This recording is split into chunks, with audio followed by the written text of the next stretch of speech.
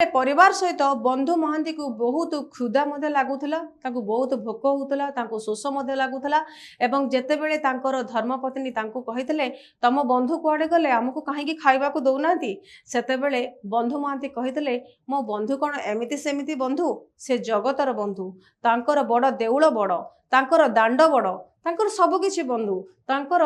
सबकिछि बड़ एवं मु एका केवल तांकर बंधु नुहे तांकर मो परी अनेक शह शह हजार हजार बंधु अछंती। तेणु तमे आज राति रे आमे ए गछ मूल विश्राम नहीं जिबा तापरे काले सकाळे आमे हमर बंधु को देखा करिबा। से भोक उपास रे पिला मानको नै गछर मूल रे से सोई पड़िले एवं रातिर प्राय विलंबित राति रे जणे तांको केई डाकिला बंधु महांती उठ खाद्य नियो आउ सेते बेले बंधु महांती उठिकी देखिले जड़े ब्राह्मण बेशरे सुवर्ण थाली रे विभिन्न प्रकार सुस्वादु भोजन नहीं छिड़ा होइछंती एवं से बंधु महांती की कहले तमे नियो खाइ दियो और तमरा पिला तमरा धर्मपत्नी समस्त को खुआओ। तापरे बंधु महांती आसिले एवं तांकर पिला मानकु तांकर धर्मपत्नी को उठाइले जे कहले जे मो बंधु आसीचंती आ तम मानक पई खाइबा आनिचंती खाइ दियो।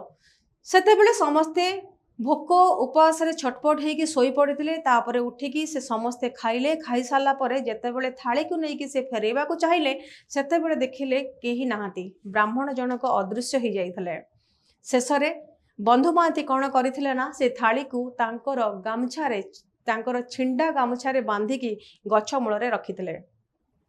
एपटे महाप्रभु पाखरे जगन्नाथ पाखरे जो महाप्रसाद बढ़ा जाइथिला सेतेबेले ब्राह्मण आश्चर्य हो जाइथिला से थालीटी को न पाई एवं जेतेबेले से थालीटी को न पाइथिला सेतेबेले से गजपति को जणाइथिले एवं तांकर प्रहरी तांकर सिक्यूरिटी जेते जण भी थिले समते खोजिबारे लागि पड़िथिले। शेषरे से ठाब करथिले एई गछ मूल को जोथिरे बंधु महांती तांकर छिंडा गामुछारे से थालीटी को गुड़ेकी रखिथिले। शेषरे प्रहरी मानक द्वारा बंधु महांती तांकर कारागार रे बंदी हो गले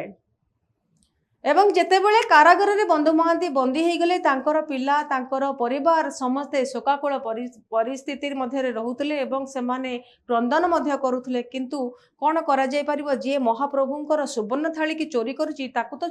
चोरर आख्या दिया जिवो एवं सी तो कारागार मध्य बंदी हबो यह स्वाभाविक कथा।